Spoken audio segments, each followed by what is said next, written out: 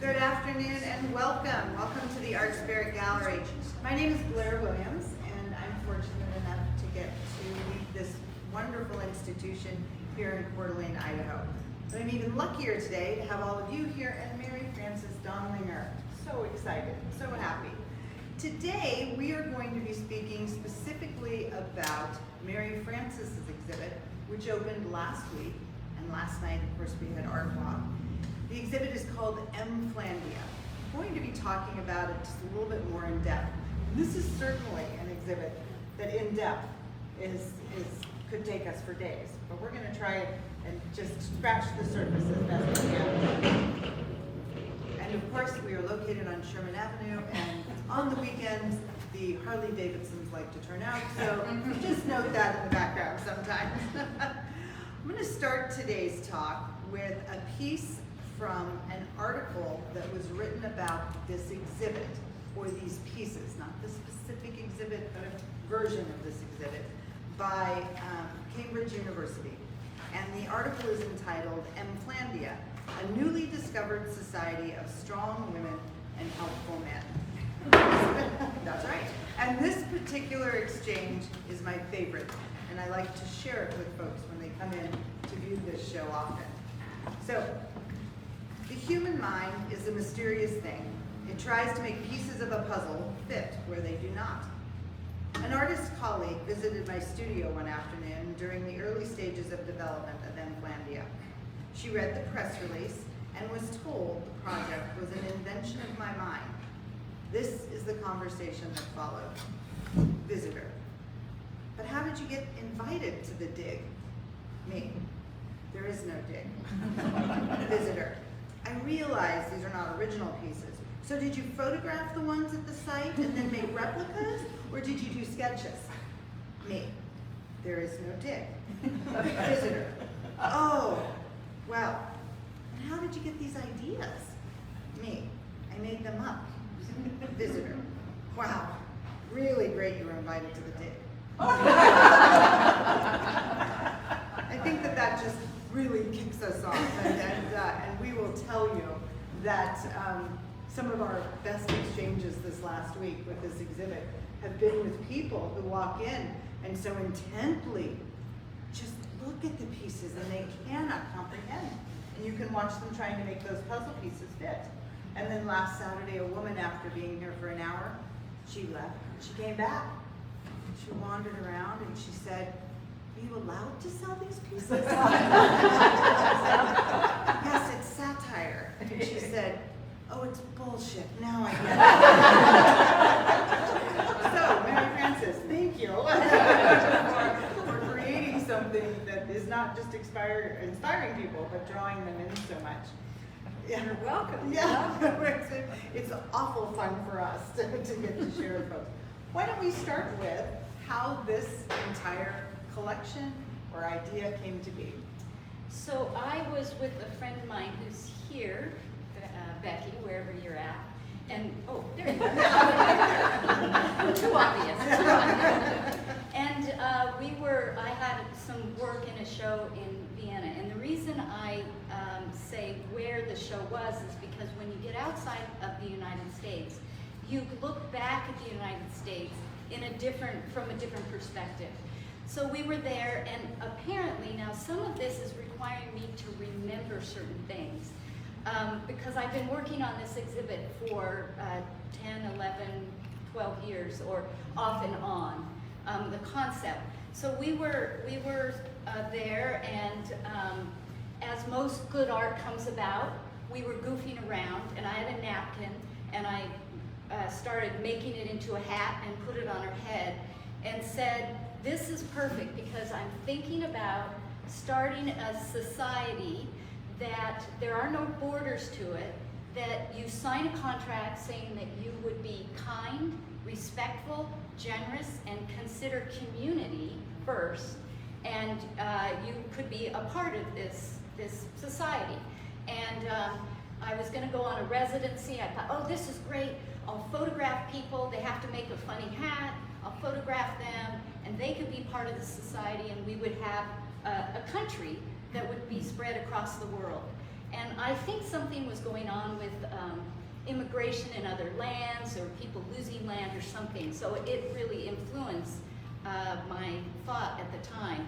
And I thought I would photograph everyone, they'd get a passport, and then I would mount these photos in some mythical hall, and instead of having just people who are considered important be in this hall, it would be every member of our country would be in there. And we would call it M.Flandia. Do you know what that M.Flandia means or stands for? It's a very complicated word. My name is Mary Frances, and some people call me MF. And if you turn behind you, you can see it spelled out there. So it'd be MF land, and then flourish, yeah. So M.Flandia. Very vain, but fun. And I didn't have time to go on this residency. Things came up. I had other shows. But I was then invited to do a show in Pasadena, California. I thought, well, let's resurrect this idea. And by then, I'm not painting or thinking of multimedia. I'm working in clay. And I thought, what would happen if there was a history to M.Flandia? So it wasn't just current, but we gave it a history. Around that time, I saw a website that had our First Lady of the United States at that time, and it was trying to factually show that the First Lady was a man. And it was presented as truth. And it was pretty disturbing. But as an artist, I said, I want to do something like that. I want to make something up, but if somebody looks at it and they believe it, it's not harmful. And so I was concerned about kids, you know, if they see it, what would they think? And I thought, you know, there's a lot in art and art history and in modern art where we see women in more passive roles. And I want to create something that has women in more active roles and men in very supportive roles.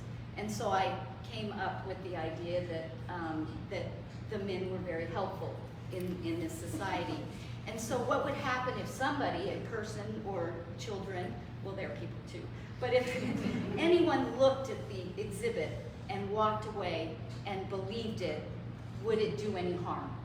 And I came to the conclusion that no, I don't think it would.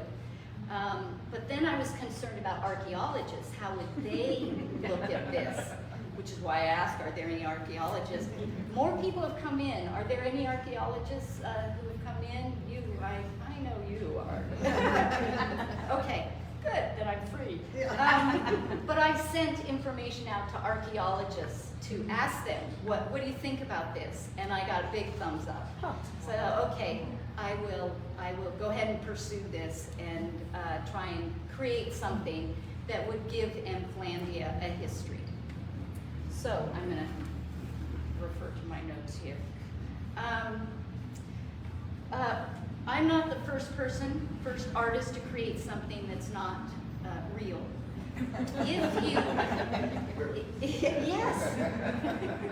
If you get a chance to see a mockumentary, unfortunately now I'm telling you that it is, but when I saw it, I didn't realize that it was, but it's by Damien Hirst, and he's an artist out of the UK, and it is called Treasures from the Wreck of the Unbelievable. And I have to tell you, when you see the word unbelievable, it probably is a key term that you shouldn't use it or believe it, and that's what I have on my text as well. But it's a fabulous film. Didn't you tell us about it?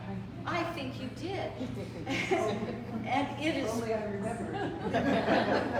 It's a mockumentary where Damien Hirst built these amazing sculptures and buried them underwater, and they had this whole dig underwater, and they found them and then they displayed them in some Italian villa. But there was this controversy about they found gold and the community would be, people would try and rip them off. And, it's really fun, and I really encourage you to see it. And also, there are artists who've worked in clay. I know a grad student who did a bunch of pottery pieces, not of this ilk, and then buried them. And then her thesis was to uncover them and record the whole process as if they were very old, even though they were not. And high school and grade school teachers have done similar kind of archaeological digs, which are very fun. So it's not a new idea, I'm here to tell you, but it is a fun one because it's a way in which you can take ideas and play with them, and also see how the mind works when you look at the pieces. Did you have another question? No, you go. So there's a piece behind you called Hunter and Gatherers. And the mind will want you to see the hunter as a hunter, and the title, right? Looks pretty clear. The gatherers, you will see it and think they're gatherers, because I've told you they're gatherers. But that image is an almost exact replica of an ancient image of musicians. So there's somebody playing a flute and somebody with a drum, but you think that they're hunter or they're gatherers, and that's our mind wanting to make sense of something. And so there's a lot of that going on that you need to kind of take an extra moment to look at. One of the fears, another fear I had doing this was there was fake news 10 years ago, not like there is now, not like there is with AI. We love your tagline in this post-truth era. Post-truth era, yes. Where at that time, it was like I was a little concerned about not telling the truth. As an artist, you really want to be truthful, or I do anyways, in what I'm presenting. And so that was a concern of mine then, and now it's even more of a concern because AI is so good that pretty soon, it's really going to be hard to tell what is real and what is not. So those were concerns. I hope I gave enough clues that it's a little mischievous, this exhibit, and that there is something maybe a little off that you might question what the truth is, or if it's real, and not just go along with it. Talk to me about, and this is all very helpful, because when you combine language with imagery and they don't match up, right? But sometimes when just the title of a piece of artwork alone can cause somebody to look back at a piece in an entirely different way, not unlike Hunters and Gatherers. Talk to me a little bit about the piece, one of my favorites, It Only Happened Once. Oh, yes. So It Only Happened Once. The original imagery came out of there were a lot of world aggressions towards countries towards each other, and then the Me Too movement. And I was thinking, how would M.Flandia react to aggression of another tribe coming in, or male attacking female, that sort of thing? How would they deal with that? And I thought, it would only happen once, and then it'd be done. You wouldn't have to deal with it again. And so the piece that's kind of pear-shaped back there, on the lower pedestal there. yeah, is dealing with that, and it's in the round. But interestingly enough, when I first did it, it was a while back, and I thought, things had sort of seemed to calm down. And I thought, oh, maybe I shouldn't do this image, and then lately it's like, no, I need to. It really speaks up today. So I ended up redoing the image. I will tell you, I'd done it before, and I used a clay that fired too dark, so you couldn't see the contrast between the glaze and the clay.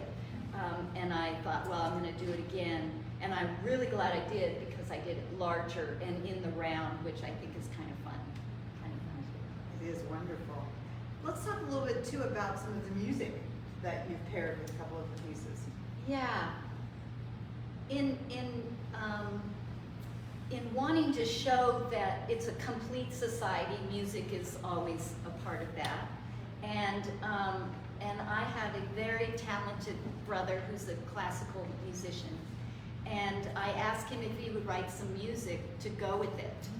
And so he did, and I created the a musical score that's enough similar to what a musician could read today, but enough different that it'd sort of be hard to read the notations on it. And then had fun with it. And this piece right over here, most of you can see, is taking the score and really kind of twisting it and turning it upside down, and then, you know, having animation pull on it. And then I did a video of it. You can do a QR code to listen to the music, and I have on there my brother, Michael Dondelinger, transcribed it, but he actually wrote it. Yeah, and they're probably wonderful, so you can go up, put a QR, or put your phone to it, and now we'll download. Let's talk now about a consistency in the last few bodies of work that you've done, whether they be on paper or bronze or otherwise, and that is the women in the boxing gloves. And specifically, I'd like you to talk about the beautiful large sculpture in the woman who is adorned with many boxing gloves. So, boxing gloves to me represent a struggle. So it's not a woman's struggle, it's just humanity's struggle. So I include boxing gloves in a lot of my, and I mainly do female characters. I know that body best. My husband has offered to pose for me, but.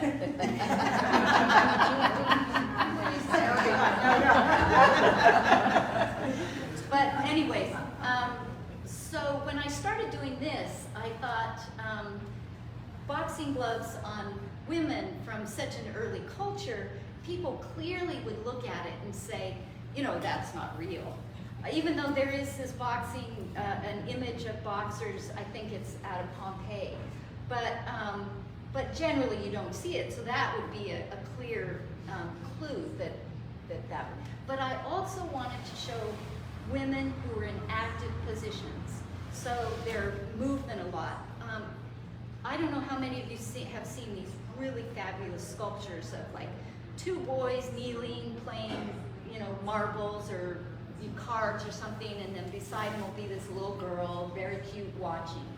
So the girl is always very passive, and I would like to show something that women are active from a young age on up. So while some of these pieces have sold, I had there is Jump Like a Girl back there, and another one over here, Jump Like a Girl. Also, I had a Wrestle Like a Girl, Throw Like a Girl, Run Like a Girl. So a whole bunch of those. You have that a girl really climbing a tree. Yeah. So they're very active, and then of course the women are in different warrior positions. But with this one, it's a play on a fertility goddess who her whole chest is breasts.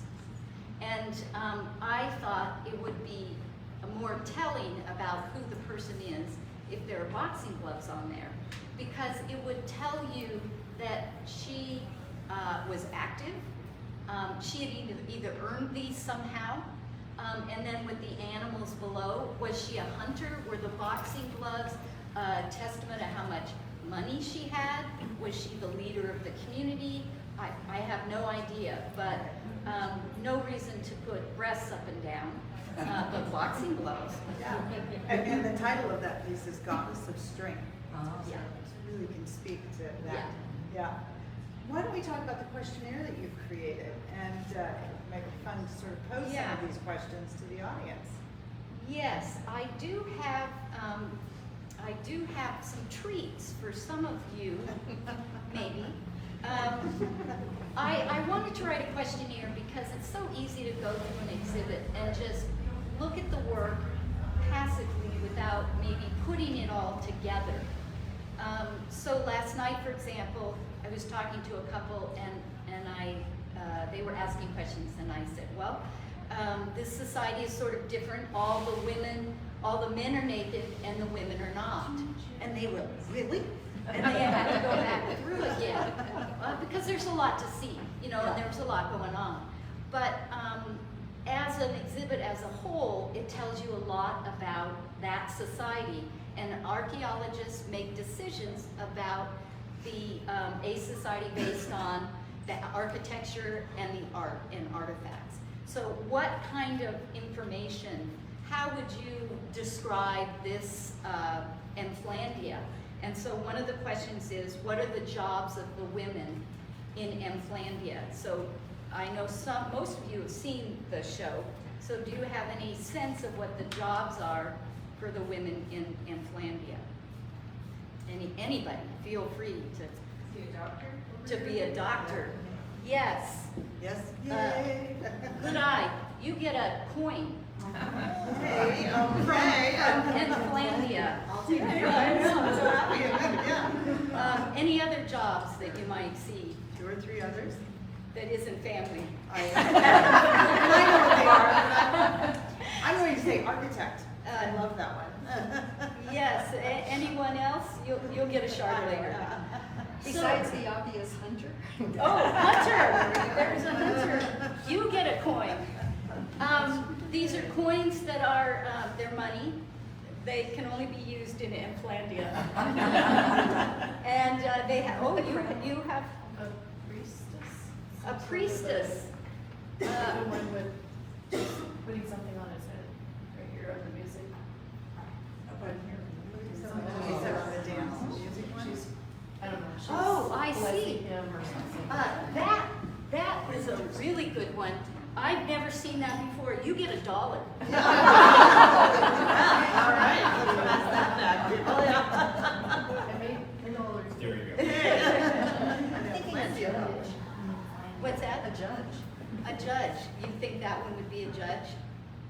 Potentially. It could be. You already got your money. But it wasn't $1. No, it wasn't. What are the jobs of the men? What do the men do in M.Flandia? Take care of the children. Yes, they do. Yay. That's I got it. That's a Here you go. anything else that you see that the men do? They're what? The planter. They're the sowers of, they're the farmer. They're the farmer. Are you thinking about the hunter-gatherer? So they're the farmer. Okay, you already have a coin. That's good. Anything else that the men do? Well, they take care of children. There we go. Sure. They take care of children. And they give blood evidently because it's You get a shard on that one. Okay, you get a shard. You get a shard. They hold the box in the Yeah. So Supporters. they're supporters. They are supporters. They are definitely supporters. Can we pass that back? Yes, all Yeah, right. get a coin. Thank you very much. Yeah. And why do you think the men are naked and the women are not? Is there a sex option? They are sex objects. Well, that's interesting. You get a shard. Any other reason? They don't know how to sew. They don't know how to sew. That's interesting. They have hot flashes. That's really. And on that note, when did we ever question why the women were naked? No. Right? When did we ever question why the So women? I'll tell you, I had a very dear friend come into my studio, a man who's seen art all across the world. And he came into my studio this winter and he said, "Why are there all these penises in here?" And I had 2 on images. And I said, "Well, what's with all the breasts everywhere?" He said, yeah, but really, what's with all the penises? So we're not used to it, and I would also say, I don't know how many penises you've had in the gallery, but this may be the most on the wall. Yeah, on the wall. This is definitely, and I will tell you that our curator, Hank, Yes. who's a lovely man, we adore him, and he does so good by us. When he got all done, he turned to my husband and he said, "A lot of tiny penises." And they both then went back around, and I think they took count, but I didn't check with them. So So I think that we again say, oh, it's okay because it's antiquity. We're used to seeing it in antiquity, and so therefore it makes it okay. I think you couldn't get away with this in some galleries. In a museum you could, if they were modern images. Full frontal nudes are just generally not, you know, what are shown. So just showing it in a little different way, but also seeing the reclining nude with a child. That was a piece that really brought me, like, I don't know how I feel about this. I won't know how I do it until I create it. But it came from seeing a reclining nude, and at a library, a gentleman was looking at, and it was a big picture of this fertility goddess, and I thought, that's really beautiful. And there's a child there, and I want to do something like that. So I did it. Then I saw the picture later, and I had my glasses on, and I realized it was her elbow. But I like the idea of putting a child next to a body, a human body, a naked male, to see what that, we see it with women, we'd be okay with women, but how would I feel if it was next to a man, a child next to a man? And in this day and age of pedophilia being in the news every moment, how do people feel? I know certain people will feel very uncomfortable if they've been sexually assaulted, and you know, there's a lot of complicating factors that go into that. But if you have something that is innocent, how do you feel about it? And everyone's going to have their own, you know, opinions about it. Yeah, and I'm going to speak to how you have used some of your art to support myself and the gallery in a similar situation. A few years ago, we had a sculpture that we'd had on site for 4 years. It was on display many a times. It was in the window for the second time. It was a female figure, and one breast was exposed. It was in a pose that could be aligned with Mother Mary, but there were other elements of the sculpture. It was really meant to depict something Day of the Dead. And as you said so eloquently right now, people bring to work their own interpretations, or what their story or what their experiences are with those figures.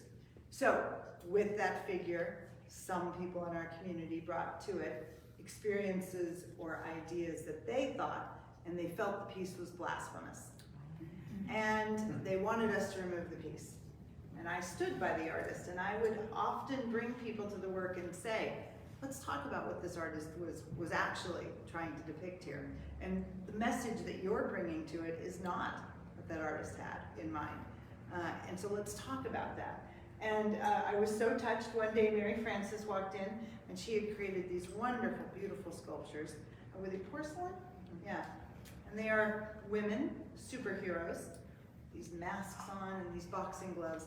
And she's plopped it on my desk, and she said, you deserve this for what you did for the fact, because I was standing up for the artist and for the artist's idea, but also for the artist's idea or intention not to be hijacked, if you will. And so, have people ever tried to hijack your thoughts in a negative way with this collection? And if so, how have you handled that? So far, no. Yeah. So far, no, but I did have somebody say, I'm surprised that that there isn't more controversy around this because of the conspiracy theories these days. But I will tell you, where's my phone? This was in the newspaper today. This is the headline. An ancient archaeological site meets conspiracy theories and Joe Rogan. And for those, I don't know a lot about who he is, but he's a podcaster who peddles in conspiracy theories, is my understanding. In the hills of southeastern Turkey lies a site so ancient, it's turning our understanding of civilization on its head and leading to conspiracy theories, which actually could be written about this. But he doesn't have his sights on it yet. Yeah, So, Was that in reference to your exhibit, or was that in reference to Kabul? What is it? it was southeastern Turkey. An actual dig. Yeah, Yeah. An actual dig. Yeah, Actual Yeah. dig. Yeah. yeah, that's an interesting dig though, what they're bringing up. Right, right. So I don't, so far, so good. Right. Nothing untoward. And you Has- weren't recently in Turkey to place anything, so I was you're not there. there. So no, it's not been a problem. Okay. So I'm pretty fortunate. But I do think that brings up that really today, as I've created more pieces and I'm influenced by what's going on in the country, I think about how important it is that we employ our critical thinking. And that's really what this show now represents more than anything, is our critical thinking and pulling out all the stops on, considering who's the source. I mean, if you know it's me, you know I'm messing with you. Yeah. So, but, I know now. yeah, you know Yeah. now. Well, no, when I first read the email that I got, regarding this, Right. I briefly read it, and I go, 40 people, Santa Rosa, that's Yeah. interesting. Yeah. I'm gonna have to go down and check this out. Right. And a So few I was years- believing it, so. Sure, But sure. then you brought it up, and I was going, oh, okay. And a so few it's years cool. ago, when I visited her studio and also read the press release, I found myself going, nuh-uh, nuh-uh. And I went, oh, okay, I've got, and as a graduate, communications graduate who I completed my honors thesis in nonverbals, so I love body language.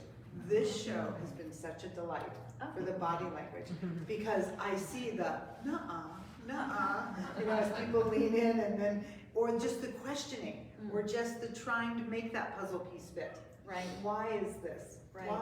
Why is the male nude? I'm confused. Right. And we've had a number of people, this particular exhibit, people generally have to make a double loop. It's Yeah. not just okay, I'm taking it in, it's a mountain scene, okay, I understand where the river is, I recognize that bird. I have to connect this in my brain. Right, So, right. Yeah, if you take it in the right mode, it's a learning experience that you can use it for self-development. It is, definitely. Well, go ahead. I was just going to say another thing about our understanding of historic ancient societies is that archaeologists come to it with their preconceived ideas, their culture, how those before them have reviewed different societies. And even today things are changing. So the Vikings that they found, 3 bodies of Viking hunters at far away from where they thought they should be, and they said, boy, these men were very strong, blah, blah, blah. 20 years ago now, they're like, oh, whoops, these are women. So just the understanding, because technology has helped them be able to figure it out in a different way. That's kind of, M.Flandia looks at that as well, as what are our preconceived ideas about what a society is. And if we see this, again, I can say maybe we can imagine a future that's different by looking at this and maybe believing it. Absolutely. Thank you for this. Let's open it up to questions. Does anyone have any questions about the exhibit? Well, obviously, the first thing I was gonna ask you when I got down there is what was carbon dating, but I guess that was. I was asked that last night. I was asked that last night by a gentleman who was very interested. He asked about carbon dating, and I said, it hasn't yet been done, but that's not important. What's important is, and I took him off in this direction.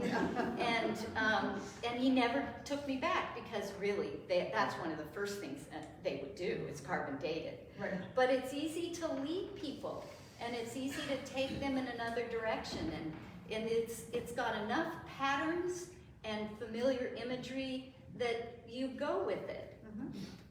Absolutely. Go ahead. I don't think you've answered this, but maybe you have.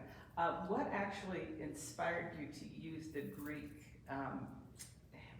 terracotta, black on terracotta, as your motif, as opposed to, Neolithic or some other vehicle? Yeah. Can you repeat the question? Yes. It's for the people at home. So why did I choose to use a terracotta, a red-black, a more Greek or Roman pattern and color and materials? I use that because it's the most familiar to the largest amount of people. So it's really accessible visually. You may not know much about that time period, but you certainly recognize it because somewhere in your education you ran into it or travels. So it was the most accessible. Yeah. Where is your studio and what does it look like? Does it, you have wheels and? Yes, I do, but most of this was hand built. But I do have a wheel, and the pear-shaped one back there was part hand built, part grown. My studio here, I have two because I'm a fair weather friend. I go to the south in the winter. But the studio here is large, and I have a kiln that's I can fit 27-inch height and width into. But I do a lot of hand building, and the studio down south, the same thing. Thank you. Yeah, yeah, but you deserve a shard. How about two? There we go. Thank you. Yes, you do too. Aaron. I'm interested in some of the animal imagery that you've used. Some of it is very traditional, some of it is not as traditional for the choices that were made. So I'm seeing like a rabbit, a rooster, dogs, we've got maybe a raven on this piece. Could you talk a little bit about your choices and maybe how that also works with the piece? Yes, so the question is, talk about the animals that are in the pieces and maybe their significance. So part of it is looking at ancient pottery and seeing what's used in it. The other part is that's been so fun for me is for a while I was doing illuminated manuscripts. And for those of you who don't know what illuminated manuscripts are, they are usually with religious or sacred text in a calligraphy that's really beautiful. And they're done typically by the monks of a time period. But oftentimes you'll see these little drawings of a rabbit with a sword in their hands and maybe have cut off a head. I mean, they can be very violent. So you have these really beautiful texts, sacred texts, and then what I call the video games of, medieval times is these guys drawing these really fun and funky and sometimes vicious and scary imagery. But it's oftentimes very humorous, and I just love that. So some of them, like on the goblets over there, there's rabbits, and there's a rabbit with a sword riding a lion, and various things, turtles. They really have nothing to do with anything specific to M.Flandia or history, just whim and fancy. Yeah. You will notice that there are a lot of animals in here because I imagine that M.Flandia is connected to the environment, to the land, and to the animals. And there's a coexistence that happens there.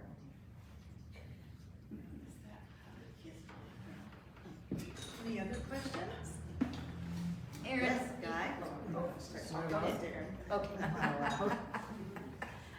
In this day and age of misinformation, are you concerned at all of just adding to the heap of more misinformation? Yeah, it actually terrifies me. In all seriousness, it really bothers me. And I have taken more of a deep dive into AI to understand it. And while there are some things that are fantastic, it is terrifying. And so while I like this exhibit and it has, I like the concept, the body of work, I am committed, my next body of work, which I'm going to be focusing on watersheds, I really need it to be as honest and truthful as possible. Go back to the way I once created it and set this aside. I mean, I might, if this goes someplace else, I might do a few more pieces in it because it's a body of work. But yeah, it really does bother me. Yeah.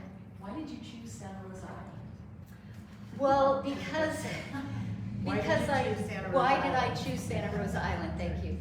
Because I was showing in Pasadena and I wanted to connect with some place that actually had a historic archaeological dig, to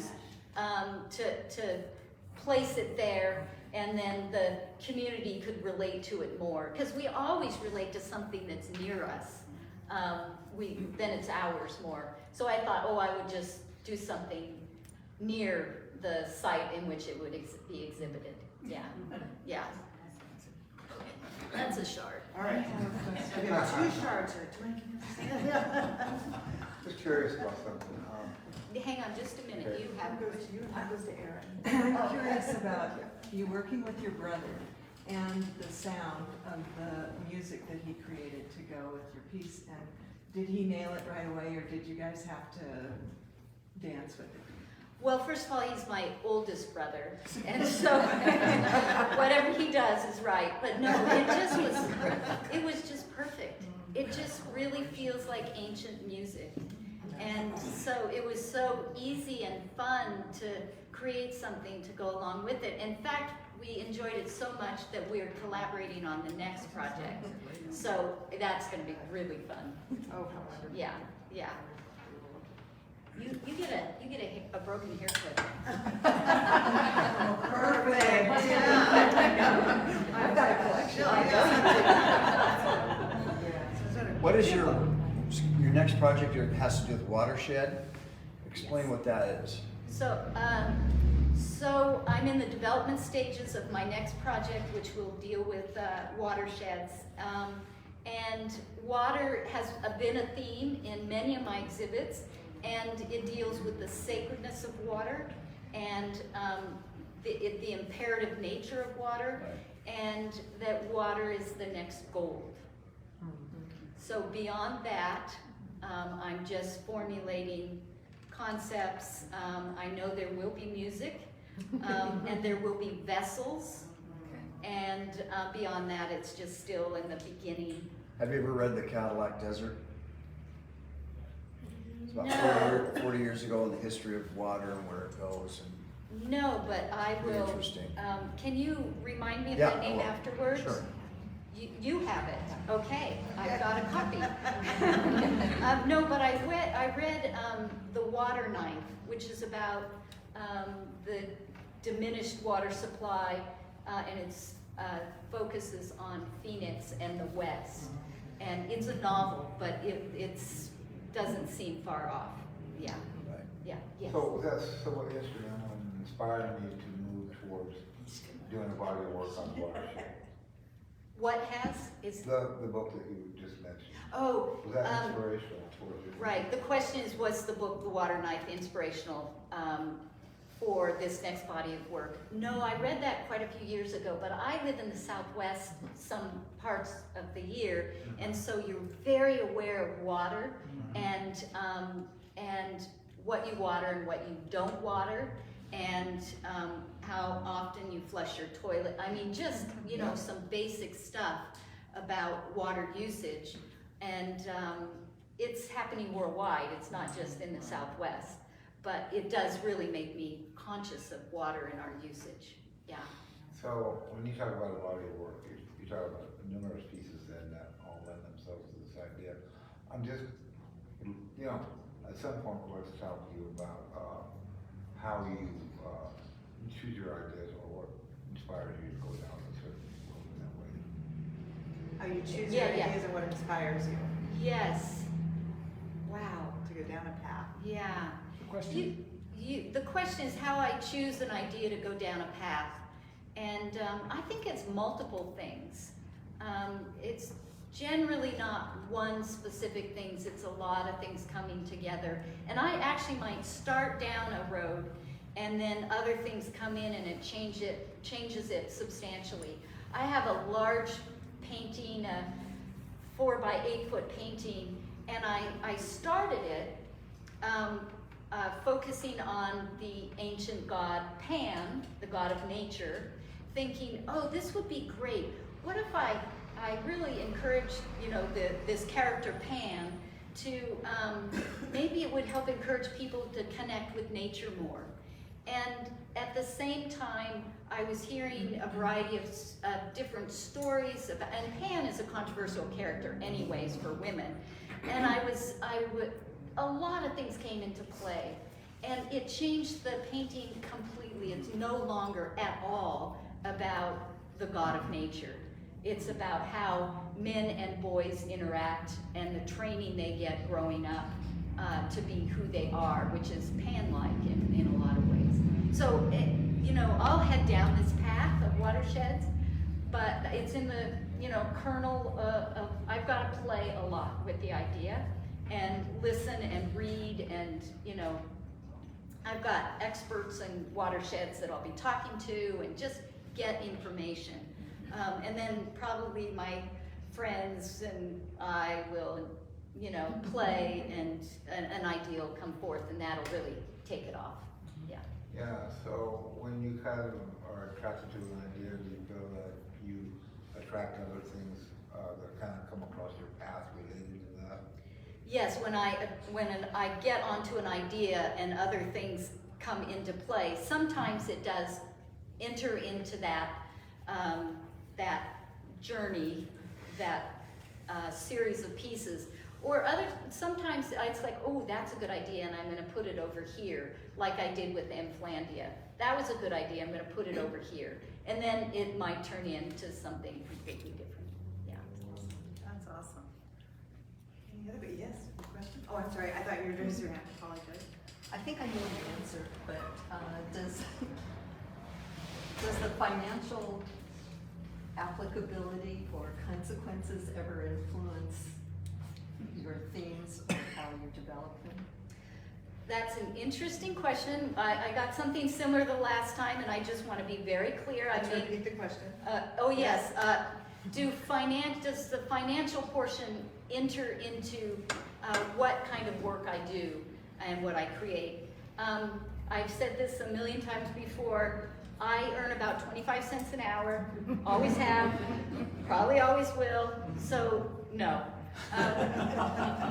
Years ago I made the decision that I never wanted to put myself in a position where I financially depended on my art, because that would change what I did and it would take the fun out of it. So while there are times that it's paid off, it's not the motivating factor.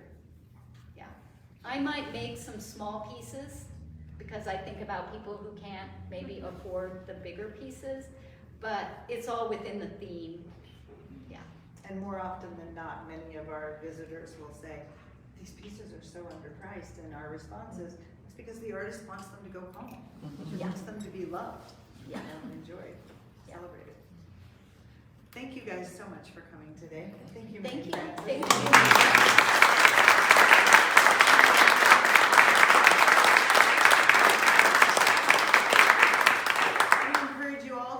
Show in. Feel free to ask Mary Frances questions. Please note that Mary Frances is down with a bit of a sore foot right now, and has a boot on. So we're going to leave her here, and this is where the receiving Feel free to scooch and chat. Thank you again. Thank you again, everybody. And if you want to fill out any of these, they're down at the end. The questionnaires.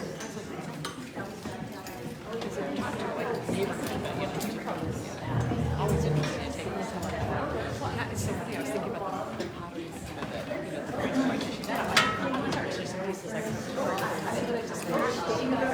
You know, when I go, you know, you leave. No, I'll be back. Okay, yeah. But I'm not.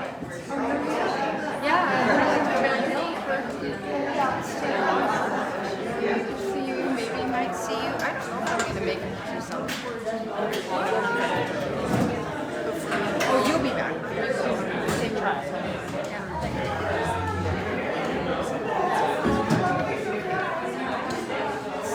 I'm going to say bye.